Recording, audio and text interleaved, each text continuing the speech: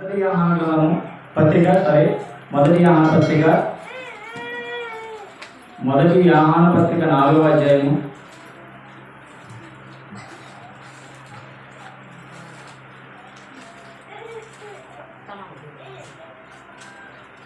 మొదటి యోహాను పత్రిక 4వ అధ్యాయము 12వ వచనం.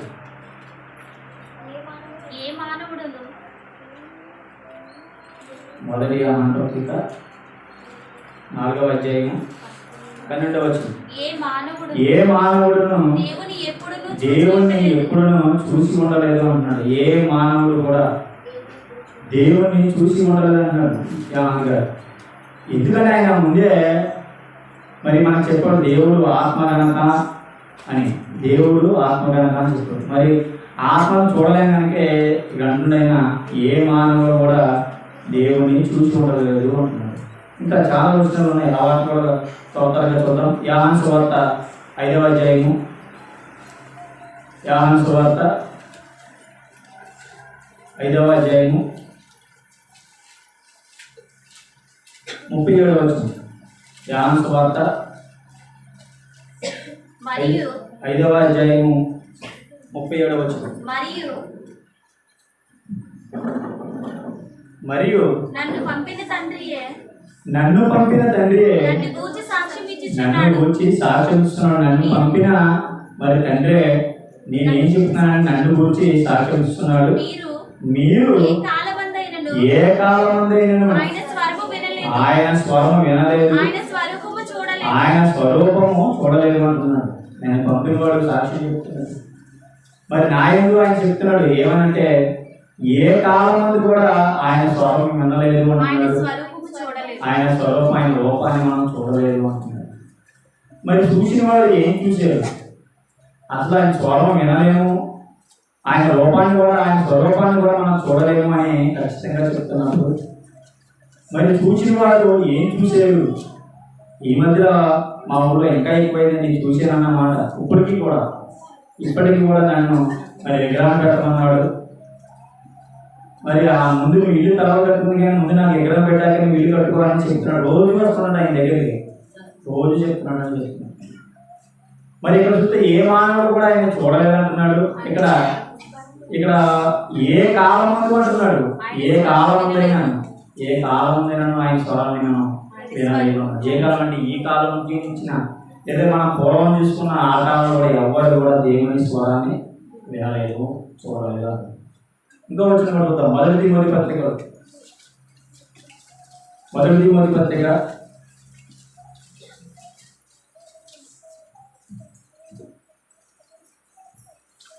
ఇవన్నీ వచ్చినట్టు కూడా దేవుణ్ణి చూడలేదు అని మరి చూపించడానికి వచ్చినట్టు మనం చూపిస్తున్నాను. మొదటి తిమోతి పత్రిక 6వ అధ్యాయము 16వ వచనం. సమీపింపరాని తేజస్సులో ఆయన మాత్రమే వసించు అమరత్వం గలవాడై ఉన్నాడు. మనుషులలో ఎవడును ఆయనను చూడలేదు, ఎవడును చూడనేరడు అన్నాడు. ఇంకా చూడలేదు ఎన్నడూ కూడా చూడనేరడు అన్నాడు. ఆయన మాత్రమే మరి సమీపింపరాని తేజస్సుతో ఆయన ఉన్నాడని ఆయన చెప్తున్నాడు. సమీపింపరాని తేజస్సుతో మరి ఆయన మాత్రమే వసించు అమరత్వం కలివాడై ఉన్నాడు కనుక మరి మనుషులలో ఎవరు కూడా ఆయన్ని చూడలేదు, ఇక ఎన్నడూ కూడా చూడలేరు అంటారు. మరి వచ్చినాడు మరి చెబుతున్నవాడు బోధకులైన వాడు కూడా ఈ మాటలు చెబుతున్నట్టు ఉంది. నాకు రాత్రి దేవుడు ఒక మాట చెప్పాడు మీకు చెప్పమని అని బోధకులు కూడా ఏం మాట చెప్తున్నారు అంటే మరి వచ్చినారని అబద్ధమేనా ఉండాలి. బైబిల్ గ్రంథంలో ఏది కూడా అబద్ధం అనేది కనికట కళ అనేది ఏమి ఉండవు. మనం ముందుగా గ్రహించాలి. మరి వచ్చిన వారు ఎవరు, వెళ్తున్నవారు ఎవరు అన్న విషయం మనం గమనించాలి. ఇంకో వచనం కూడా చూద్దాం. యోహాను సువార్త 1వ అధ్యాయము 18వ కూడా 18వ వచనం. యోహాను సువార్త 1వ అధ్యాయము 18వ వచనం. ఎవడును ఎప్పుడైనాను దేవుణ్ణి చూడలేదు, సన్నిధిలో రొమ్మున ఉన్న అద్వితీయ కుమారుడే ఆయన బయలుపరిచెను. అసలు మన కన్న తండ్రి ఎలా ఉన్నాడు అని చెప్పడానికే మరి యేసుక్రీస్తు వారి భూమి మీదకి వచ్చే తండ్రిని పరిచయం చేయడానికి, తండ్రిని బయలుపరచడానికే నేను ఈ భూమి మీదకి వచ్చినట్లుగా మనకు కనబడుతుంది కదా. కానీ మనుషులు ఎవరు కూడా ఎప్పుడు కూడా చూడలేదని ఇప్పటి వరకు చదువుకున్న ప్రతి వచనం కూడా స్పష్టపడుతుంది. దేవుణ్ణి మానవుడు చూడలేడు అని, ఇంకా ముందు కూడా ఎప్పుడు చూడలేడని ఇక్కడ రాయబడి ఉంటుంది కదా. రాయబడి ఉంది, వచనాలన్నీ కూడా స్పష్టపడుతున్నాయి. దేవుణ్ణి చూడలేము. ఆయన దగ్గర నుంచి భూమి మీదకి వచ్చిన మరి యేసుక్రీస్తు వారు ఆయన బయలుపరుస్తున్నట్టుగా కనబడుతుంది కదా. ఆయన ఒక్కరే తండ్రి ఎలా ఉన్నాడు, ఏ రూపంలో ఉన్నాడు, ఎలాగ మనల్ని మరి ఆయన ఆరాధించి మనలో చెప్పడానికి మరి ఆయన అద్వితీయ కుమారుడు ఆయన బయలుపరుస్తున్నట్టుగా కనబడుతుంది ఇలా. పోషణ కూడా పుస్తకం ఉంది కదా. ఆదికాండంలో మరి చూసిన వారు ఎవరిని చూసారు?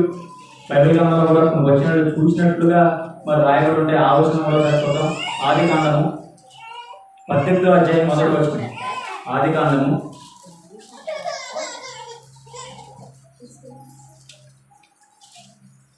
18వ అధ్యాయం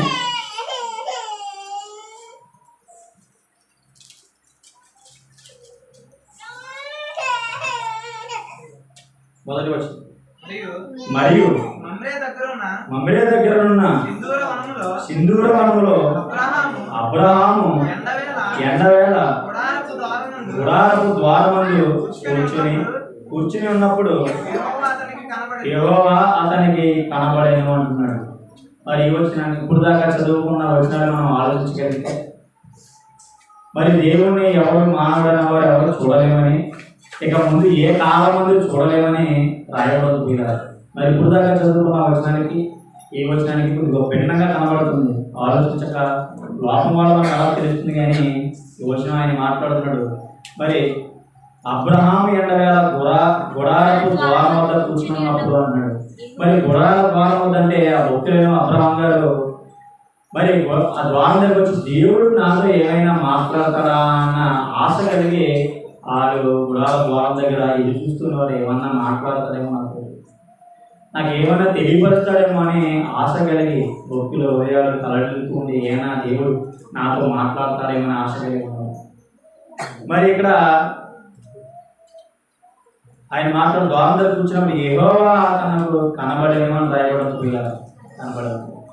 మరి మనం ముందు వచనాలు చూస్తే కనబడలేనట్టు కనబడుతుంది ఈ వచనం. ఇంకా 2 వచనం కూడా చూద్దాం. 19వ అధ్యాయం మొదటి వచనం కూడా చూద్దాం. ఇక్కడ లోతు గారి గురించి చెప్పబడుతుంది. సాయంకాలం ముందు ఆ ఇద్దరు దేవదూతలు సొదొమ చేరినప్పుడు లోతు సొదొమ గవి వద్ద కూర్చుని ఉండేను. లోతు వారిని చూచి అన్నాడు. ఇక్కడ వచ్చిన వారు ఎవరండి? ఇక్కడ స్పష్టంగా రాయబడింది ఇద్దరు దేవదూతల్ని లోతు గారు చూసినట్టుగా కనబడుతుంది. మరి దేవదూతలు కూడా ఆత్మరూపంగానే ఉన్నాయి కదా. మరి దేవదూతల్ని ఎలా చూశాడు? దేవదూతల్ని నేను చూసామని లోతు గారు ఇక్కడ మాట్లాడుతున్నారు. అబ్రహాం గారు ఇక్కడ నేను దేవుడిని చూశానని ఇక్కడ రాయబడుతుంది. ఇలా సాధ్యపడుతుంది. ఇంకో వచనం కూడా చూద్దాం. 32వ వచనం. 32వ అధ్యాయము ఆదికాండము 32వ అధ్యాయము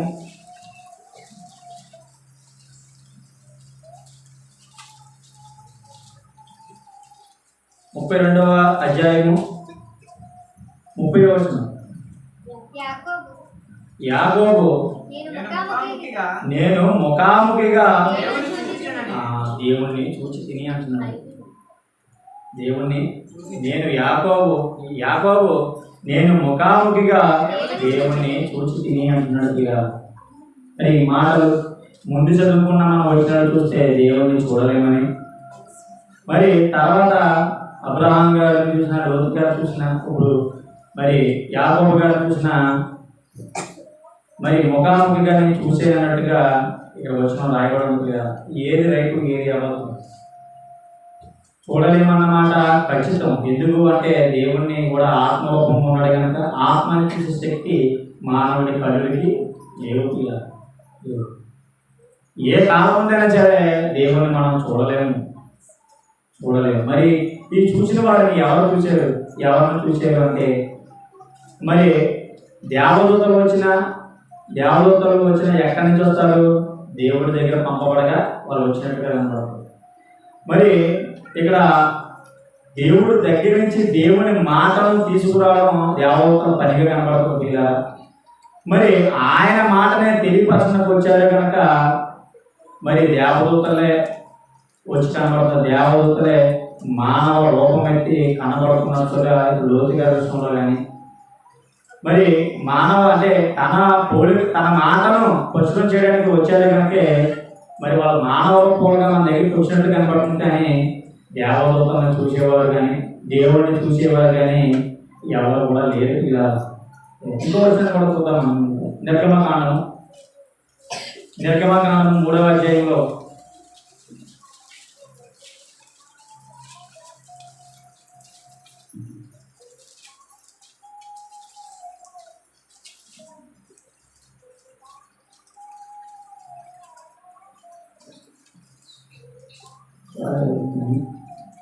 కీర్తన గ్రంథము 34వ అధ్యాయం. కీర్తన గ్రంథము 34వ అధ్యాయం 8వ వచనం.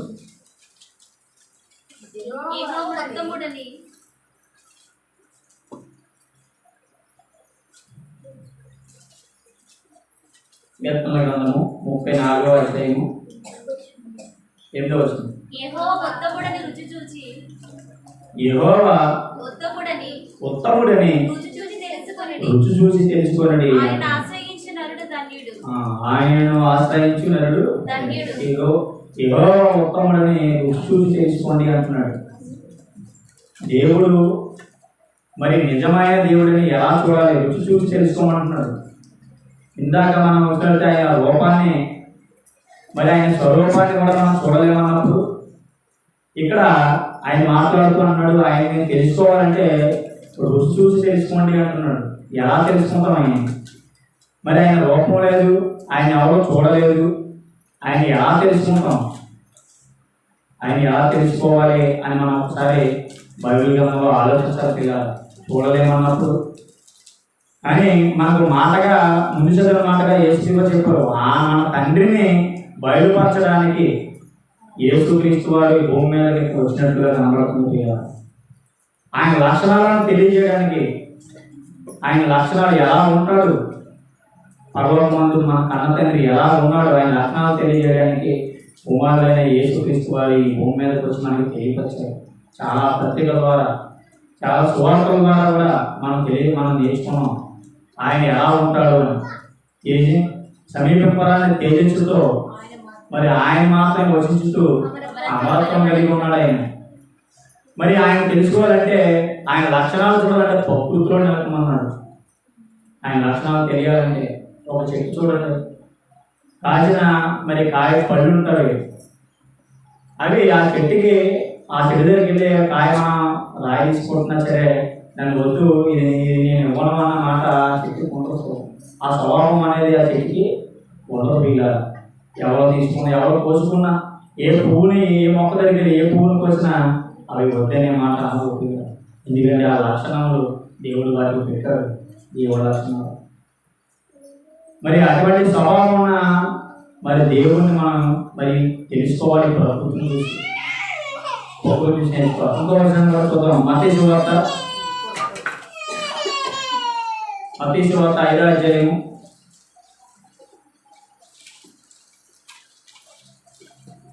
8వ వచనం.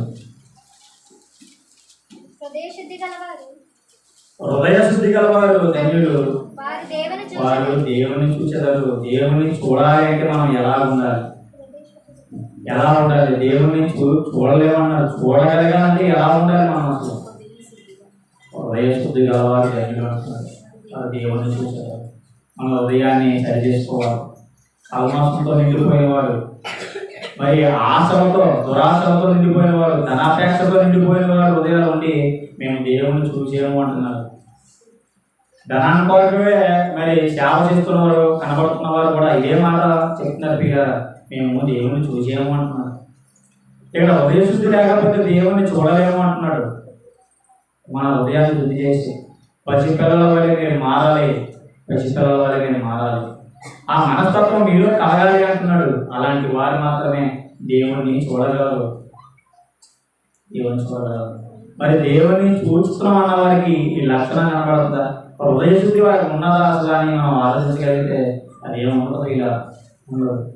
మరి వాళ్ళ సొంత కోరికలు తీర్చుకోవడానికి, మరి వాళ్ళ ఆశ ఇతరులకు తెలియడానికి మరి దేవుని అడ్డం పెట్టుకుంటున్నారు. మేము చూసేము, మాకు కనబడ్డారు, మిమ్మల్ని ఇవన్నీ సమకూర్చమన్నారు, ఇంత ధనాన్ని ప్రతి ఒక్కరు కూడా తెచ్చి దేవాలయంలో ఇవ్వమన్నారు అన్నట్టుగా దేవుడే వారికి చెబుతున్నట్లుగా వాళ్ళ సొంత సులభాల వరకు ప్రకటిస్తున్నారు. ఇక దేవాలయాలు హృదయ శుద్ధి గల వారు దేవుడిని చూడలేదు, హృదయ శుద్ధి గల వారు దేవుడిని చూసేదారు అంటున్నాడు.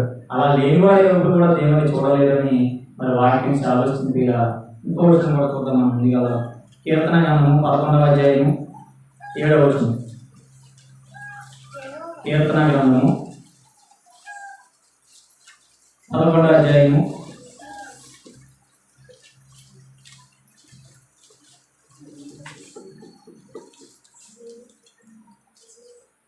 11:7 అధ్యాయం. యెహోవా నీతిమంతుడు, ఆయన నీతిని ప్రేమించువాడు, యథార్థవంతులు ఆయన ముఖ దర్శనము చేసేదారు అంటున్నాడు. ఎలా ఉండాలంటున్నాడు ఆయన? యెహోవా నీతిమంతుడు, ఆయన నీతిని ప్రేమించేవారు, దేవుని నీతిని ప్రేమించేవారు, ఆయన నీతి ప్రకారంగా బ్రతికేవారు, యథార్థవంతులు ఆయన్ని ముఖ దర్శనం చేసేదారు. ఆయన చూడాలి, ఆయన చూడాలి అంటే మనం నీతిమంతులుగా ఉండాలి, యథార్థవంతులుగా ఉండాలి, ఆయన కట్టడాలను ఆజ్ఞలను మనం అనుసరించాలి, ఆయన నీతిని మనం కొనసాగించాలి. అలా కొనసాగించినప్పుడు మాత్రమే ఆయన ముఖ దర్శనాన్ని మనం చూస్తాం. మరి ఈ యథార్థవంతులే నిజంగా యథార్థవంతులుగా ఉన్నారా? మరి అలా కనిపిస్తున్నాడు అంటే ఆయన ముఖ దర్శనం నేను చూసేయాలని చెప్పుకున్న వాళ్ళు మరి అంత నీతిమంతులుగా దేవుడి నీతిని ఆధారం చేసుకుని బతుకుతున్నారా అంటే అది కూడా ప్రవర్తనలో కానీ వాళ్ళ కీళ్ళలో కానీ ఎక్కడ కూడా కనబడలేదు. మరి నిజంగా ఆలోచించిన మాట నిజం కనబడ్డాడని మనం ఆలోచించగలిగితే మరి ఆ యథార్థత అది ఎక్కడ ఉంది? వారు నీతిని మరి దేవుని నీతిని ఎక్కడ అనుసరిస్తున్నారు? వారిని దేవుని నీతిని ఎక్కడ అనుసరించినట్టు కూడా వాళ్ళ కీళ్ళలో మాటలు అని ఏమి కనబడలేదు. మరి ఎలా చూస్తున్నారు దేవుణ్ణి చూసి మనం ఎలా చెప్పుకుంటున్నారు? అసలు మనం దేవుణ్ణి చూడాలా, మనలో దేవుణ్ణి చూపించాలా అనే ఒక ఆలోచన కలిగితే ఆ లక్షణాలను మనము చూపించాలి. దేవుడి నీతిని యథార్థంగా ఉండే ఆ స్వభావాన్ని మనం మనలో చూపించాలి. కానీ దేవుణ్ణి చూడాలి అనుకోవడం అనుకోకూడదు.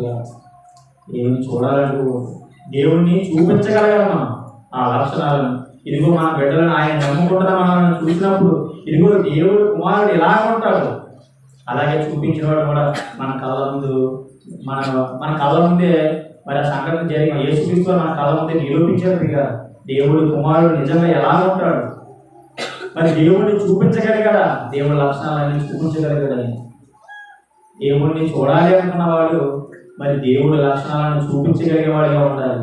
ఆయన్ని యథార్థవంతులు దేవుడు ముఖ దర్శనం చూస్తారు అన్నారు. ఇంకో విషయం కూడా చూద్దాం.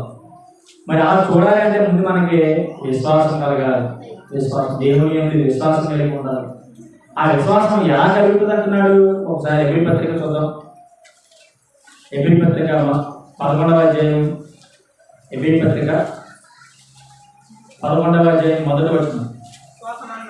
విశ్వాసం అన్నది నిరీక్షింపబడు వాటి యొక్క నిజ స్వరూపమును అదృశ్యమై ఉన్నవటకు రుజువునై ఉన్నది అంటున్నాడు. మనకు ఆ లక్షణాలు మనకి ఎలా ఉన్నాయంటే విశ్వాసం అనేది నిరీక్షింపబడి వాడి యొక్క నిజ స్వరూపమును అదృశ్యమైన వాళ్ళకు. మరి దేవుడు అదృశ్యుడై ఉన్నాడు కనుక మరి అవి మనం చూడాలి అంటే ముందు మనకి విశ్వాసం అనేది కలగాలి. విశ్వాసం ఉండాలి. ఆ అదృశ్యమైన దేవుడిని మనం చూడాలి అంటే మన విశ్వాసం కలిగి ఆయన చెప్పిన ప్రకారంగా ఆయన నీతిని యథార్థతను తప్పిపోకుండా పాపం అనేది మనలో లేకుండా ఎప్పుడైతే మనం నీతిగా యథార్థంగా పుట్టగలుగుతామో దేవుణ్ణి ఆ అదృశ్య లక్షణాల్లో కలిగి ఉన్న దేవుణ్ణి మనం చూడగలుగుతాం. విశ్వాసం అనేది మనలో రావాలి. వచ్చినప్పుడే ఆ నీతిని మనం కొనసాగించి దేవుని చూసే విధంగా మనం ఉండగలుగుతాం. ఇంకో వచనాన్ని కూడా చూద్దాం. యోహాను సువార్త 8వ అధ్యాయము, యోహాను సువార్త 8వ అధ్యాయము 56వ వచనం. యోహాను సువార్త 8వ అధ్యాయము. మీ తండ్రి అయిన అబ్రహాము నా దినము చూతునని మిగులు ఆనందించెను, అది చూచి సంతోషించెను అనను. మరి ఇక్కడ మీ తండ్రి అయిన అబ్రహాము నా దినము చూతునని మిగులు ఆనందించెను అంటున్నాడు. మీ తండ్రి అయిన అబ్రహాము నా దినము చూతునని మిగులు ఆనందించెను. సరే, ఎబ్రీ పత్రిక అబ్రహాం గారు ఏం చెప్తారో చూద్దాం. ఎబ్రీ పత్రిక 11:8 వచనం.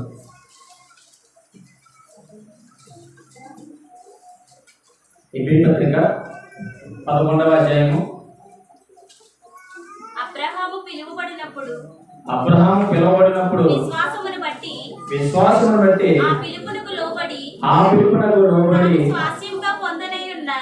తాను స్వాస్థ్యముగా పొందనయ్యున్న ప్రదేశమునకు బయలువెళ్ళాను. మరియు ఎక్కడికి వెళ్ళవలనో అది ఎరుగక బయలువెళ్ళాను. విశ్వాసమును బట్టి అతడును అతనితో ఆ వాగ్దానమునకు సమానమైన వారసులైన ఇస్సాకు, యాకోబు అను వారును గుడారములో నివసించు అన్య దేశములో ఉన్నట్టుగా వాగ్దాన దేశంలో పరవశులైరి. మరి ఇక్కడ ఏ ఆధారం లేనప్పుడు అబ్రహాం గారు మరి తన విశ్వాసాన్ని కొనసాగించినట్లుగా, మరి గుడారంలో మరి ధనం ఉన్నప్పటికీ, ఆస్తుపాస్తు ఉన్నప్పటికీ, మరి సమస్తాన్ని విడిచిపెట్టి మరి దేవుని కొరకు దేవుడు ఇచ్చే మరి ఆ ప్రదేశములకు, దేవుడు ఉండే ఆ స్థలానికి మనం వెళ్ళాలి, దేవుడు ఉండే లోకానికి మనం వెళ్ళాలి అనే నిరీక్షణ కలిగి, ఏ ఆధారం లేనప్పుడే అబ్రహాం గారు నిరీక్షించినట్లుగా ఆయనతో పాటు ఇస్సాకు, యాకోబును కూడా మరి తాను ఎలాగైతే మరి జీవనాన్ని కొనసాగించాడో అదే విధంగా కొనసాగించి దేవుడిచ్చి ఆ బహుమానం వైపు చూశారు. కానీ ఎప్పుడు కూడా ఈ లోకాన్ని మనం దేవుడిని చూడాలి. ఏమైనా భూమి మీద ఆస్తిపాస్తులు ఉన్నా లేకపోయినప్పటికీ మన విశ్వాసాన్ని కోల్పోకుండా మరి మన జీవితాన్ని కొనసాగించగలిగితే మరి దేవుడే చోటికి మనం వెళ్తాము, ఆ ప్రదేశాన్ని మనం చూడగలుగుతామన్న ఉద్దేశం కలిగి మరి భూమి మీద వారి బ్రతుకులు కొనసాగించారు. ఎన్ని ఆస్తులు సరే వాటిని మరి లెక్క చేయకుండా గుడారాల్లో నివసించి దేవుడి స్థలానికి వెళ్ళాలని ఆలోచించారు. మరి నేటి కాలంలో ఉంటున్న బోధకులు కానీ, సమాజంలో ఉంటున్న వారు కానీ ఎవరు కూడా ఆ తలంపు అనేది మరి దేవుడు నాకు ఇచ్చాడు అన్నాడు, ఇల్లు ఇస్తే నాకు దేవుడు ఇచ్చాడు అన్నాడు. మరి అబ్రహాం గారికి ఆ రోజు ఇల్లు లేదంటే, గుడారాలను నివసించడానికి ముందు ఆయన ఇల్లు లేదంటే సమస్తం ఉంటుంది కదా, సమస్తం ఉన్నాయి. మరి దేవుడు నాకు ఇచ్చాడు, ఇల్లు నాకు ఇచ్చాడు, దేవుడు నాకు ఇచ్చాడు అన్నాడు. వారు దేవుడు నాకు ఇచ్చాడు. మరి ఆస్తిపాస్తులు దేవుడు నాకు ఆశీర్వదించి ఇచ్చాడు అన్నాడు. ఇచ్చిన వారు కూడా దాన్ని క్రమపాయంగా విడిచిపెట్టి దేవుడు ఉండే లోకానికి వెళ్ళాలని ఆలోచించారు. కానీ ఈ భూమి మీద ఈ ఆస్తిపాస్తులు అనుభవించాలన్న ఉద్దేశం కలిగి వాళ్ళు లేరు. ఇలా మరి దేవుడిని చూడాలి అలా ఆ తపన అనేది ఉండేది వారికి, దేవుడి దగ్గర మనం వెళ్ళాలి అన్న ఉద్దేశం కలిగి ఉన్నారు. కనుకే వారు ఈ భూమి మీద ఉన్నదాన్ని పెంటగా ఎంచుకుని వచ్చినట్లుగా భక్తుల జీవితాలు మనం చూడగలుగుతున్నాం. ఇంకో వచనం కూడా చూద్దాం. యోహాను సువార్త 14వ అధ్యాయం. యోహాను సువార్త 14వ అధ్యాయం. యోహాను సువార్త 14:8 వచనం. అప్పుడు ఫిలిప్పు ప్రభువా తండ్రిని మాకు కనపరచుము, మాకంతే చాలునని ఆయనతో చెప్పాను. ఫిలిప్పు గారు అడుగుతున్నారు, ప్రభువా తండ్రిని మాకు కనపరచుము, మాకు అదే చాలు తండ్రి అని, మాకు అదే చాలు. తండ్రిని మాకు ఎలా ఉంటాడు, తండ్రిని మాకు కనపరచు, ఆయన ఎలా ఉంటాడు మేము చూడాలి, మాకు అదే చాలు తండ్రి. మాకు ఈ భూమి మీద ఏది అవసరం లేదు, మాకు ఈ భూమి మీద సంబంధించినవి ఆస్తిపాస్తులు మాకు ఏమవుతుంది, తండ్రి ఎలా ఉంటాడు అన్నది మాకు తెలియపరిచిన ఆయన అడుగుతున్నారు. అది ఎలా ఉంటుంది? మరి తండ్రిని చూడాలంటే మేము ఏం చేయాలి? తండ్రిని మేము చూడాలి అంటే మా జీవితాలు ఎలా ఉండాలని అడుగుతున్నారు పిల్లలు. మరి ఎవరైనా మరి సమాజంగా రాజ్యంగా కూడుకుంటున్న మనం ఎవరైనా సరే దేవుడిని చూడాలి అంటే మనం ఎలా బతకాలి అని ఏనాడైనా మన ప్రాంతంలో అడిగినట్టు ఎక్కడ దాగలే కనపడదు. తండ్రి నువ్వు ఉండే చోటికి మేము రావాలి, నిన్ను మేము చూడాలి అక్కడికి వచ్చినప్పుడు అని ఎవరో అడిగినట్టు కనపడదు కదా. మాకు ఇది కావాలి, మాకు ఆస్తిపాస్తులు కావాలి, మా పిల్లలకి పెళ్ళిళ్ళు కావాలి, మాకు ఉద్యోగాలు కావాలి, ఈ లోకం మీద సర్వభోగాలు కావాలని మనం ప్రార్థన చేసుకుని అడుగుతున్నాం. కానీ ఆయన నువ్వు ఎలా ఉంటావు, నీకు ఏం కావాలి, అసలు ఎలా ఉంటే మేము నిన్ను మమ్మల్ని స్వీకరిస్తావు, ఈ భూమి మీద మేము ఏ కార్యాలు చేస్తే నువ్వు మమ్మల్ని ఉండే చోటు మమ్మల్ని రాణిస్తావు అని అడిగిన వారు కనపడుతున్నారు తీరా. తండ్రిని మమ్మల్ని కనపరచుకుని అడుగుతున్నారు. అలాంటి భక్తులు కావాలి అంటున్నారు. అలాంటి భక్తులు ఏంటి కావాలో కూడా ఉంటారు. ప్రార్థన మొదటి కానీ ఆమె అనేవాళ్ళు కూడా మరి మన సొంత ఆలోచనలు మన సొంత అవసరాల నిమిత్తమే అడుగుతాము. కానీ ఎప్పుడు కూడా నాయన నువ్వు నీకు మేము ఎలా ఉంటే నీకు నచ్చుతాము, అసలు మేము మనసులో మా నిమిత్తం ఎలా అనుకుంటున్నావు అన్న ఉద్దేశం కలిగి అడిగిన వారు ఒక్కరు కూడా కనబడుతుంది కదా. ఎలా బతికితే నువ్వు ఉండే చోటుగా మనం తీసుకువెళ్తావు తండ్రి అని అడిగేవారు కనబడట్లేదు. మమ్మల్ని నువ్వు ఎలాగా అన్నాడు అయినా మాకు తెలియచే మాకు కనపరచు తండ్రి ఎలా ఉంటాడని అడుగుతున్నారు పిల్లలు, అడుగుతున్నారు. మరి అడిగేవారు ఎవరైనా ఏం అడగాలని ఆలోచించే నేటినిచ్చేగా మనం ఏం అడగాలి అసలు దేవుని? మరి మనం అడగక ముందే మన అవసరాన్ని తీర్చినవాడు. ఈ భూమి మీదకి మానవుడు పుట్టక మునిపే ఆయన భూమిని ఆకాశాన్ని మనకు కావాల్సిన సమస్తాన్ని కూడా ఈ ప్రకృతిలో ఉంచాడు. మనం ఎవరైనా అడిగామంటే అప్పుడు ఆదాం గారు కానీ అప్పుడు ఆ ఆదాం గారు కానీ ఏమైనా అడిగినట్టుందా? ఆయన రాక మునిపే సమస్తాన్ని ఈ భూమి మీద పెట్టాడు. మరి ప్రార్థన చేసేటప్పుడు యేసుక్రీస్తు వారు కూడా మత్తయి సువార్తలో ప్రార్థన చేస్తారు, నువ్వు అడగక ముందే నీకు ఏం కావాలో అన్నీ నాకు తెలుసు అంటాడు. అన్నీ నేను ఇస్తాను. కానీ ఏం అడగాలన్నదే నువ్వు ముందు ఆలోచించాలి కదా. సువార్త నిమిత్తము, సువార్తకి చెప్పడానికి వెళ్ళే నిమిత్తము, లేదంటే సువార్త అవసరాల నిమిత్తము, లేదా ఆత్మ రక్షణార్థ నిమిత్తము నీకు ఏం కావాలో అవి మాత్రమే మనం అడగాలి కదా. అడగాలి. మన సొంత ఆలోచనలు మన దేవుడి మీద ఎప్పుడైతే మనం నిమగ్నమై దేవుని పరిచర్య కొరకు లేదా దేవుని సేవ కొరకు ఆయన సువార్త కొరకు మనం ఎప్పుడైతే మన దృష్టి అంతా దేవుని మీద పెట్టగలుగుతామో దేవుడు కూడా మనకి ఏ అవసరమో అవన్నీ కూడా ఇచ్చే స్థితిలో ఉన్నాడు. ఇస్తాను అంటున్నాడు. ఆయన ఇస్తాను అంటున్నాడు. ముందు మనం ఆయన పనిలో ఉన్నామా లేదా, ఆయన మాట ప్రకారంగా మనం దొరుకుతున్నామా లేదా? మరి మందిరంలో ఒకలాగా, ఇంటికి వెళ్ళినాక ఒకలాగా ఉంటున్నాం పిల్లలు మనం అందరం కూడా. అలా ఉంటే దేవుడు మన అవసరాలను తీరుస్తాడా? ఎందుకంటే మనం ముందుగా మనం మారాలి, మన తర్వాత మన చుట్టుపక్కల ఉన్న వారిని మార్చగలగాలి, సువార్త పరచగలగాలి. ఆ సువార్త పరిచయలో నీకు అవసరమైనవి ఖచ్చితంగా దేవుని కొరకు అడుగు, నేను ఇస్తాను అని ఆయన అంటున్నాడు. సువార్త పరిచర్య కొరకు ఏమన్నా అవసరాలు ఉంటే నువ్వు అడుగు నేను ఇస్తాను అని ఆయన అంటున్నాడు.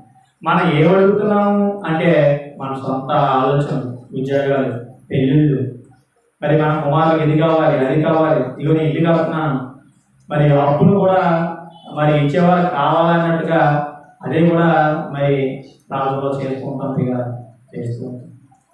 ఆయన అడగమనేది వేరు, మనం అడుగుతున్నది వేరు. ఇక ఏం అడిగితే మనం ఏం అడగాలో భక్తులు చెప్పారు, ఏం అడగాలో చూసి మనం ముందుకెళ్దాం. గలతీ పత్రిక అసలు దేవుణ్ణి చూడడం ముఖ్యమా, మరి దేవుణ్ణి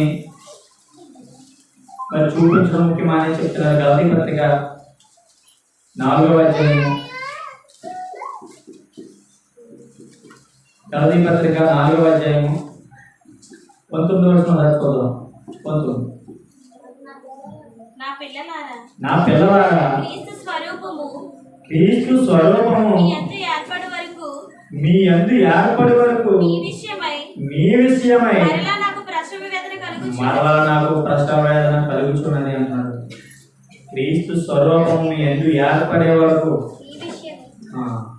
ఎవరి స్వరూపం కావాలి మనకి? క్రీస్తు స్వరూపం మనలో ఏర్పడే వరకు మీ విషయమై మరలా నాకు ప్రసవ వేదన కలుగుతున్నది. పౌలు గారు గలతీ కాదు. మరి క్రీస్తు ఏ స్వరూపం కలిగి ఉన్నాడో ఆ స్వరూపం అందే మీరు ఉండాలి.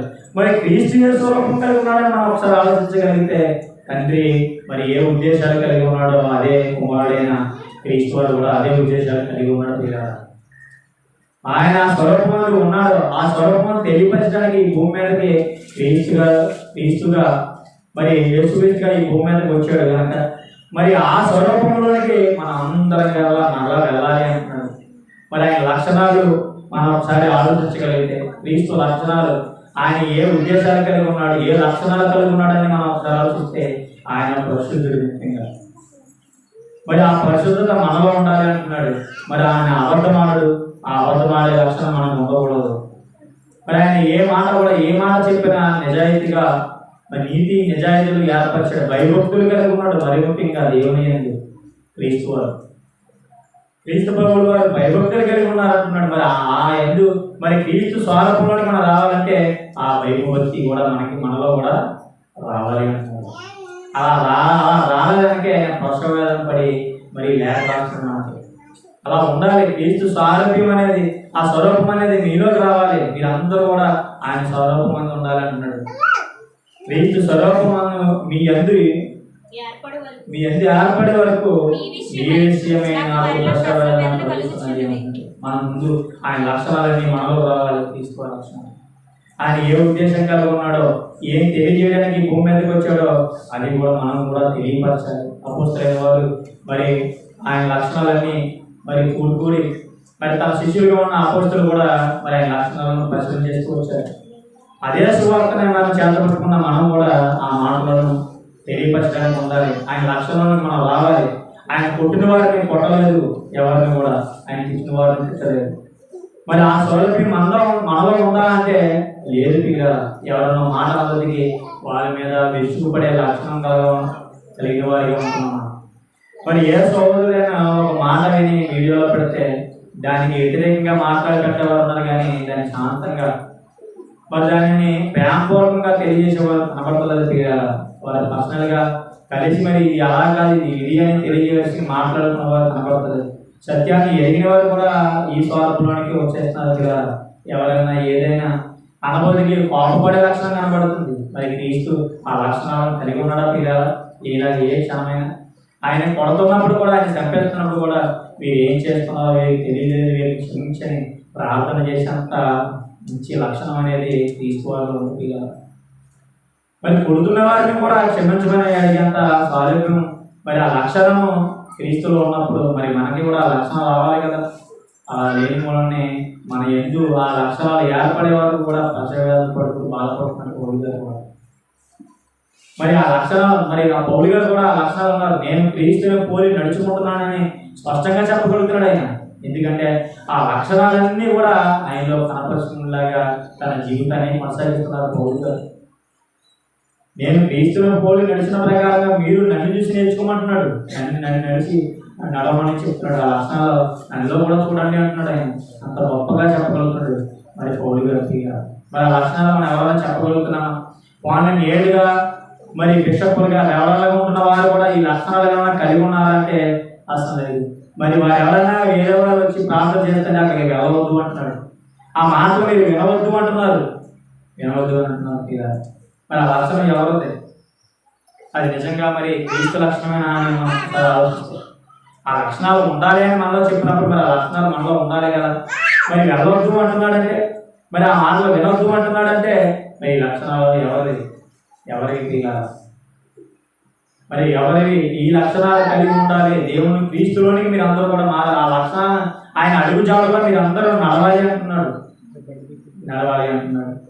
మరి దేవుణ్ణి చూపించాలి మనం. అసలు క్రీస్తుని చూపించాలి, క్రీస్తుని మనలో చూపించాలంటున్నాడు. ఆయన ఎలాగైతే బ్రతుకోడో అలాగా మనం చూపించాలి. క్రీస్తు తన తండ్రిని ఎలా ఉన్నాడో చూపించాడు. మరి క్రీస్తుని మనం కూడా చూపించాలి కదా. రోమపత్రిక 8వ అధ్యాయము,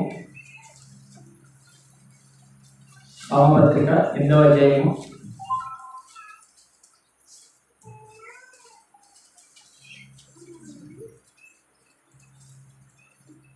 29వ వచనం. రోమపత్రిక 8వ అధ్యాయము 29వ వచనం.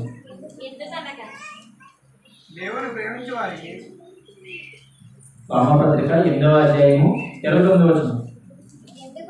ఎందుకనగా తన కుమారుడు అనేక సహోదరులలో జ్యేష్ఠుడగినట్లు దేవుడు ఎవరిని ముందు ఎరిగిన వారు తన కుమారునితో సారూప్యం గలవారగుటకు వారు ముందుగా నియమించను అంటున్నాడు. పిల్లలు కుమారుడి స్వారూప్యంలోకి మనం అందరం రావాలి అంటున్నాయి.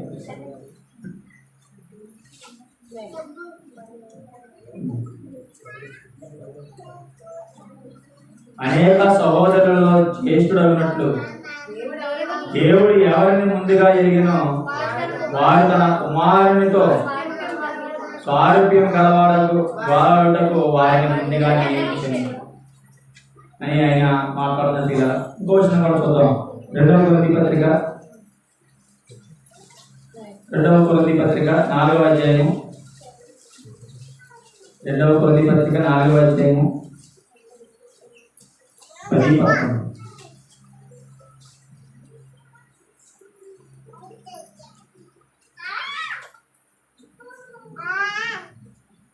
రెండవ కొరింథీ పత్రిక 4వ అధ్యాయము 10-11.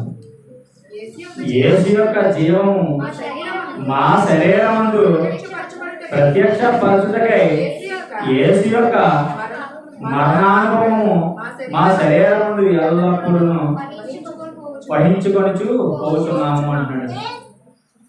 పౌలు గారు అన్నాడు, యేసు యొక్క జీవము మా శరీరమందు ప్రత్యక్షపరచుటకై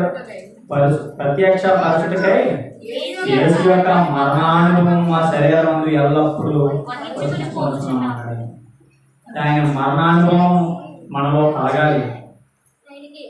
మరి ఆయన తన శరీరమందు యేసు యొక్క జీవనాన్ని మన శరీరమందు వాళ్ళ శరీరంలోకి ఆ లక్షణాలను తెచ్చుకున్నారు. క్రీస్తు ఏ విధంగా అయితే తన జీవనాన్ని కొనసాగించాడో మరి ఆ లక్షణాన్ని, ఆ స్వభావాన్ని, మరి ఆ పరిశుద్ధతను వాళ్ళు తెచ్చుకుని ఆ మరణ అనుభవాన్ని కూడా వారు అనుభవిస్తూ మరి పౌలు గారు కూడా ఆ శిష్యులు కానీ పౌలు గారు కానీ ఎవరైనా ఏ మాట మాట్లాడుతున్నా ఆ క్రీస్తు వారి సారూప్యంలోనికి రావాలి. మరి ఆయన మరణానుభవంలోనికి మనం రావాలి అని ఆ లక్షణాలను తెచ్చుకున్నారు. ఆ లక్షణాలను చూపించాలి, క్రీస్తు వారిని చూపించాలి, తండ్రిని చూపించాలి. మనలో క్రీస్తుని ఎవరినైతే ఒప్పుకుంటారో మరి తండ్రిని కూడా ఒప్పుకున్నట్టని వాక్యంలో రాయబడి ఉంది. మరి క్రీస్తు వారి లక్షణాలను మనలో చూపించాలంటున్నాడు. చూడటం కాదు, దేవుణ్ణి చూడాలన్న ఆశ కాదు మీలో కలగవలసింది. దేవుణ్ణి చూపించాలి, దేవుణ్ణి మనలో చూపించాలి, ఆయన లక్షణాలను చూపించాలి అంటున్నాడు. దేవుణ్ణి చూసేవారు అనేక మంది ఉన్నా ఆ తరం అది ఈ తరం కాదు. మానవుడు ఎవరు కూడా దేవుణ్ణి చూడలేరు, ఏ కాలం మంది కూడా ఆయన చూడలేరు. కానీ ఆయన లక్షణాలను చూపించవచ్చు. ఆయన తరపుని మనం మరి ప్రతినిధిగా నిలబడగలగచ్చు. ఆయన తరపున ఇదిగో ఆ లక్షణాలను ఆలోచన భక్తులు కూడా మనకు కనబడుతున్నారు. మరి ఆ లక్షణాలను మనం చూడాలి, ఆ లక్షణాలు మనలో కలగాలి. మరి ఎలా బ్రతుకుతున్నాం? ఆదివారం గుడికి వచ్చి వెళ్ళిపోతున్నాం. మనము ఆ లక్షణాలను మనలో చూడగలుగుతున్నారా? ఈ గంట చూస్తున్నారా, లేదంటే మన జీవితం అంతా చూపిస్తున్నాం అన్నది మనం ఆలోచించుకోవాలి. దేవుడిని చూసేవారి కంటే దేవుడిని చూపించేవారు కావాలి. దేవుడిని ఆ లక్షణాలను చూపించేవారు కావాలి అంటాడు ఆయన. దేవుడిని చూసే ఆలోచన పక్కన పెట్టి దేవుడిని చూపించే ఆలోచనలోకి రావాలి. మనం అందరం కూడా రావాలి. ఇక్కడ వారందరూ అన్నాడు క్రీస్తుని మరణ అనుభవంలోనికి మరి వచ్చి మేము అందరం వస్తున్నాం అంటున్నాడు పౌలు గారు మాట్లాడుతూ. మరి ఆ లక్షణాలను మనలో ఎవరైనా చూపించగలుగుతున్నామా? ఎవరు చూపుతున్నాం? సువార్త చెప్పడానికి కలుగుతలేదు, వెళ్ళే వారికి సాయం కూడా చేస్తుంది. ప్రార్థన పెడుతున్నాం అంటే వెళ్ళాలనుకోకుండా మనం అందరం కూడా ప్రతిరోజు ప్రార్థన అనేవాళ్ళు కొంతమంది ఉన్నాం. మరి వెళ్ళాలా, లేదా నిన్నగా వెళ్ళాము 10 రోజులు వెళ్ళాలని మరి మనలో మరి ఆ లక్షణం అనేది ప్రతిరోజు కూడా ఆయనకి ఇచ్చిన కొద్ది సమయం, క్రీస్తు వారికి ప్రభువు వారికి ఇచ్చిన కొద్ది సమయాన్ని కూడా ఆ సంవత్సరాలను కూడా 33.5 సంవత్సరాలు కూడా చిన్ననాటి నుంచే ఆయన మరి నేను దేవుడి పనులు లేనని 12 ఏళ్ళకే క్రీస్తు వారి లక్షణాలు పొందుతున్నారు. 12 ఏళ్ళకే నేను నా తండ్రి పనుల మీద నేను ఉండాలని మీకు తెలియదా అని తన తల్లిదండ్రులను మరి అడుగుతున్నాడు. మరి ఇన్ని సంవత్సరాలు గడిచిపోతున్న ఆయన పని మీద మనం ఎక్కడ ఉంటున్నాం? ఆయన లక్షణాలను మనం ఎక్కడ చూపిస్తున్నాం ఇతరులకు? మనం చూడగానే ఏ క్రైస్తవునైనా చూడగానే ఈయన నిజంగా దేవుని కుమారులాగే ఉన్నారని ఎవరన్నా అనగలుగుతున్నామో చూసి మరి భక్తిగా ఆ మందిర ఆవరణలో ఉన్న కొద్ది నిమిషాలు మాత్రమే, ఆ కొద్ది గంటలు మాత్రమే మనం దేవుని పిల్లల్లా కనపడతాం. కానీ మరి ఆ గంట పక్కన పెడితే మరి మిగతా సమాజంలోకి వెళ్ళినానే మనం వేరే విధంగా మారిపోతాం కదా. దేవుని లక్షణాలు ఏవి మనలో కనపడతలేదు.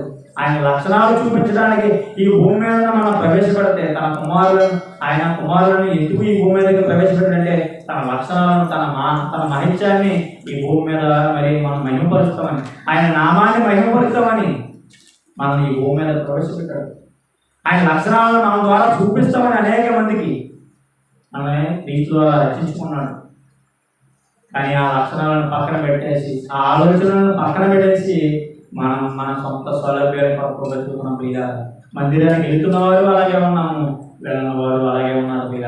మనం మారాలి. క్రీస్తు లక్షణాలు మనలో కలగాలి. ఆయన ఎలా బ్రతికాడు? 6 సంవత్సరాలు 12 సంవత్సరాల వయసులో ఆయన ఎలా బ్రతికాడు? మరి పెద్దవాడు అయినప్పటి నుంచి అతని నిరంతరం అలవాటు ప్రకారంగా ప్రార్థన చేస్తున్నట్టు. అలవాటు ప్రకారంగా మనం ఎవరైనా ప్రతిరోజు ప్రార్థన చేస్తున్నామా? భోజనం చేసేటప్పుడు ఏదో జ్ఞాపకం చేస్తాం. అలవాటు ఈరోజు ప్రార్థన చేయకపోతే నేను పడుకోను, ప్రార్థన చేయకపోతే నేను భోజనం చేయన్న విశ్వాసాలు కనబడుతున్నారా కదా? కనబడతలేదు.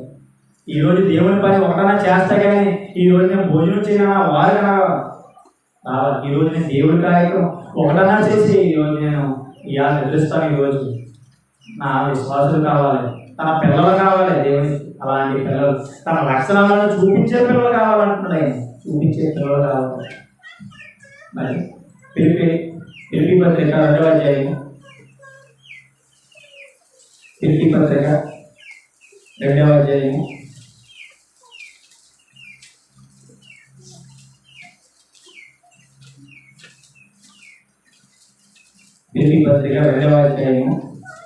5వ వచనం.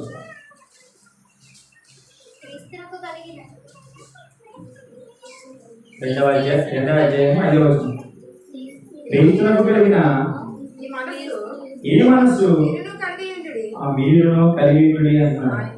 క్రీస్తు యేసునకు కలిగిన ఈ మనసు మీరును కలిగి ఉండి, ఆయన దేవుని స్వరూపము కలిగిన వాడి దేవునితో సమానంగా ఉండుట విడిచిపెట్టకూడని భాగ్యమని ఎంచుకోలేదు. కానీ మనుషుల పోలికను పుట్టి దాసుని స్వరూపము ధరించుకొని తను తానే వ్యక్తిగా చేసుకున్నాడు అన్నాడు. ఇక్కడ యేసుక్రీస్తులకు కలిగిన ఈ మనసు మీరును కలిగి ఉండాలి. యేసుక్రీస్తులకు కలిగిన ఈ మనసు, ఆయన మనసుని మనం అందరం కలిగి ఉండాలి. కొంతమంది కలిగి ఉన్నాం. ఆయన మనసులోనికి, ఆయన ఆలోచనలోనికి ఎంతమంది వస్తున్నాం? మనం అందరం కూడా ఎంతమంది వస్తున్నాం. తనకి అప్పగిస్తాలనే సంగతి తెలిసిన యూదా వారిని కూడా తిప్పుకున్నాడు. మారతావేమో అని ఆలోచన కలిగి ఆ మనసు మనలో ఉండాలి కదా. తను అప్పగిస్తాడన్న తర్వాత ధనం వైపు జ్ఞాపకం అడుగుతుందని క్రీస్తుకు తెలిసిన ఇంకా మారతాడేమో అనే ఉద్దేశం కలిగి చివరి వరకు ఆయన్ని కూడా పెట్టుకున్నట్టుగా కనబడుతుంది కదా. కనబడుతుంది. ఆ మనసు మనకి ఎప్పుడైనా కనబడుతుందా? ఆయనకున్న మనసు ఎవరికైనా మనలో కలగాలి అంటున్నాడు. ఆయనకున్న మనసుని మనం కూడా కలిగి ఉండాలి. మీరు కలిగి ఉండాలి. ఆ మనసు కలిగిన పిల్లలు కావాలి. దేవునికి పిల్లలు కావాలి. ఆ పిల్లలు మరి ఎంతమంది ఉంటున్నాం అనేది ప్రతి ఒక్కరు ఆలోచించాలి. మనం ముందుగా చెప్పుకున్నట్లుగా మరి కొద్ది టైమే, అంటే కొద్ది గంటలు మాత్రమే అది నటిస్తున్నామేమో ప్రతి ఒక్కరు ఆలోచించండి. ఇంటికి వెళ్ళాక మన యథాస్థితిని, మన ఆలోచనలు మరి మారిపోతున్నాయేమో ఆలోచించాలి. క్రీస్తుకు కలిగిన ఈ మనసును కూడా మీరు కలిగి ఉండాలి.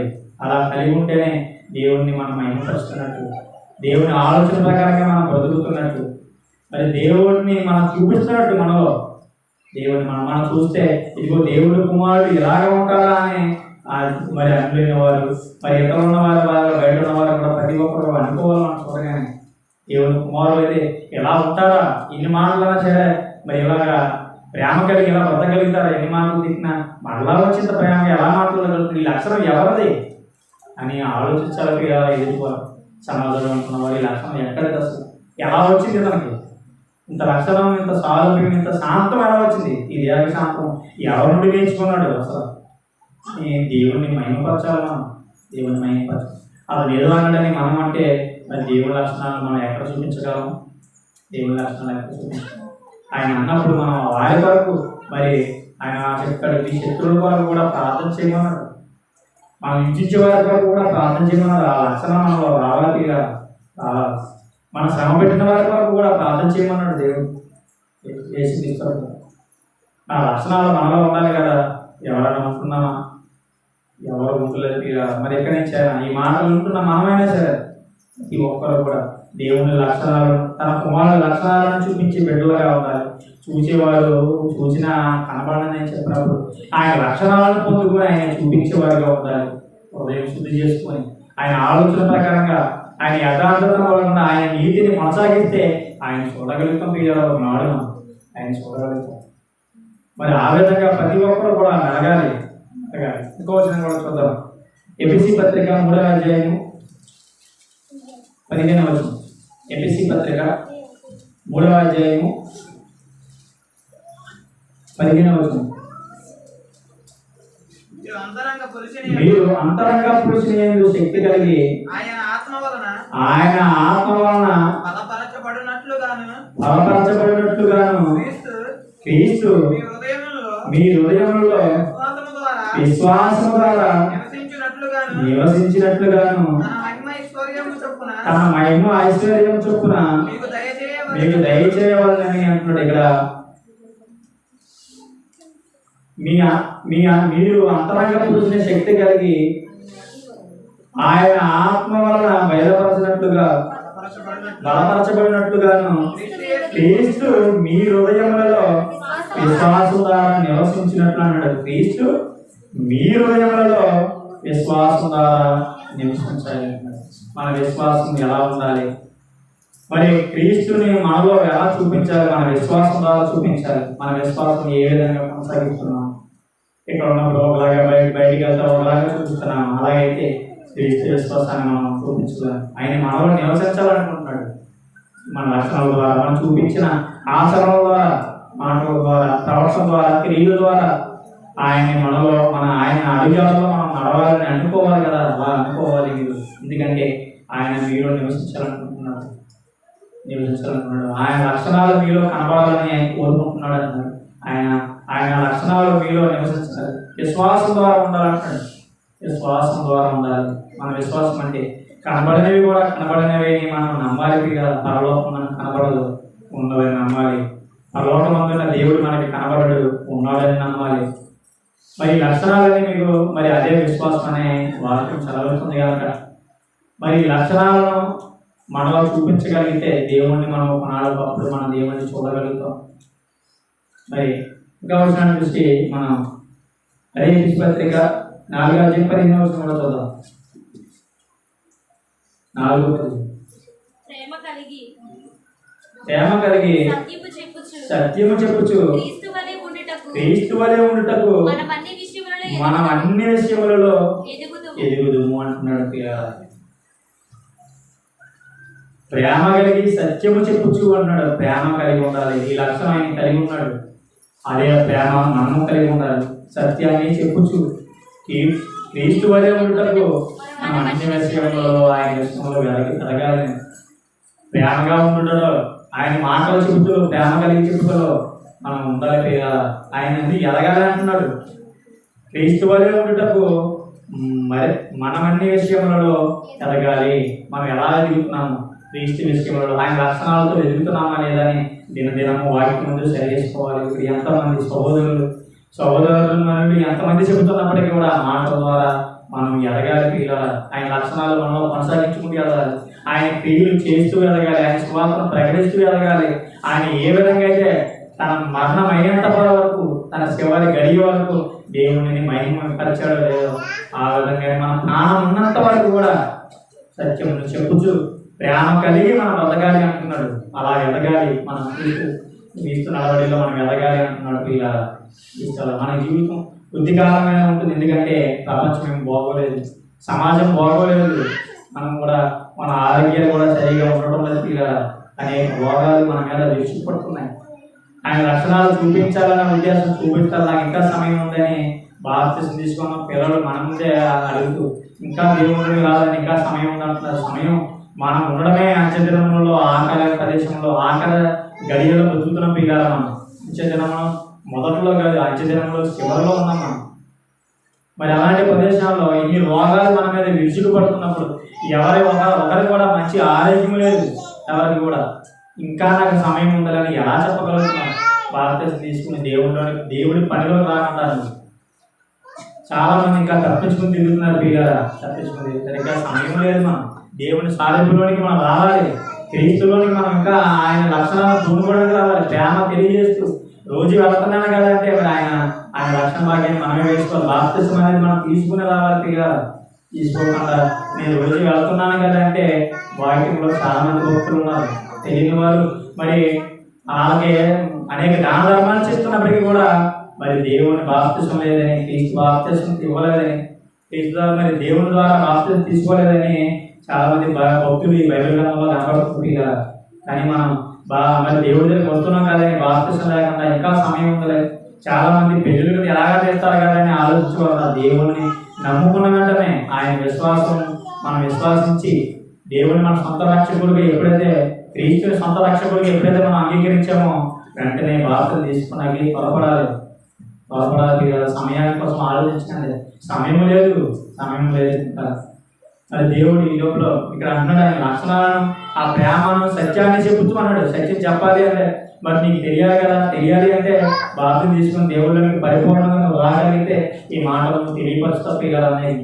ఎందుకంటే దేవుడు నామే భారం పెట్టాడన్నా ఆ భారం అనేది నీకు కలగాలి అంటే బాప్తిసం తీసుకోవాలి.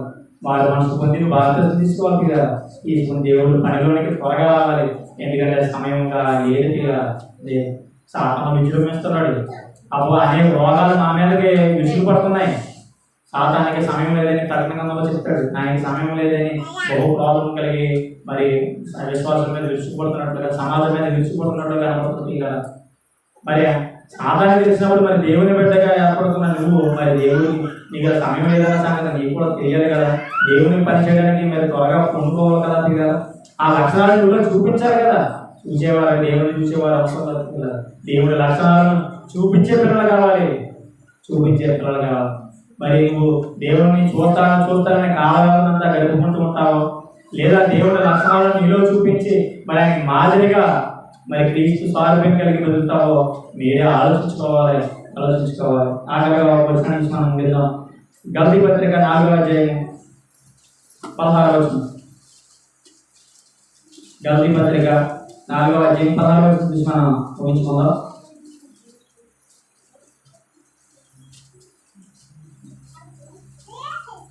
గలతీ పత్రిక 4వ అధ్యాయము 16వ వచనం. నేను మీతో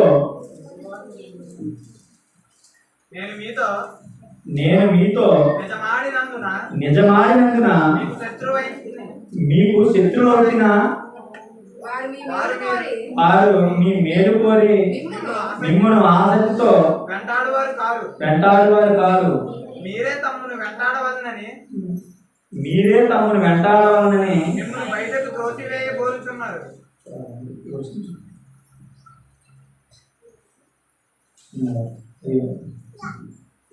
ప్రతి ఒక్కరు కూడా మరి దేవుడిని చూపించే వారిలో మీరు ఎవరో ఉండకుండా, మరి దేవుడిని చూసే వారి కింద మీరు ఎవరో కనబడకుండా, దేవుడిని లక్షణాలను దేవుడిని మీ బ్రతుకులో మరి మీ ఇచ్చే జీవితంలో కూడా ఆయన కొనసాగిస్తూ దేవుని లక్షణాలను చూపిస్తూ మీరు అందులో ఉండాలని కోరుకుంటూ ఈయన మా ముగిస్తున్నాను ప్రార్థన చేసుకున్నాం.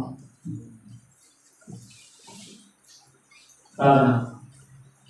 మహాపరిశుద్ధుడైన మా ప్రియ పరలోకపు తండ్రి, నీ ఘనమైన పవిత్రమైన నామానికి వందనాలు, స్తుతులు, స్తోత్రాలు. కొద్ది నిమిషంలో తన ప్రభావిగా నా అవకాశం ప్రభావ ఈ మాటలు తెలియపరచండి. నిన్ను చూసేవారి కంటే ఆయన నిన్ను చూపించేవారు కావాలని నువ్వు ఏ విధంగా కోరుకున్నావు తన ప్రభావం కొద్ది నిమిషాల్లో తెలియపరచండి. వందనాలు, స్తుతులు, స్తోత్రాలు.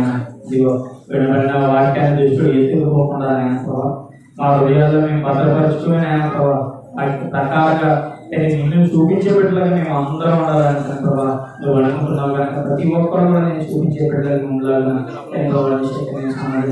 అడుగుతున్నాను. వందనాలు, స్తుతులు, స్తోత్రాలు. వచ్చిన ప్రతి బిడ్డ కూడా నీ వాక్యం తక్కువ ప్రభావ తిరిగి నేను నిన్ను చూపించే బిడ్డలుగా ప్రతి ఒక్కరికి నేను సమాజంలోకి వెళ్ళినా సరే నీ లక్షణాలు కలిగి జీవించగలిగే ధన్యత మాకందరికీ దయచేయమని